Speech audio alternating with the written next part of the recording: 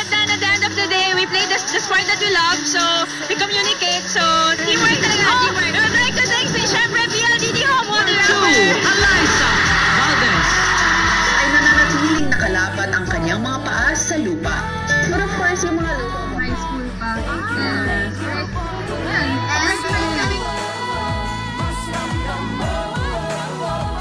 Facing Malay service errors. We don't want to.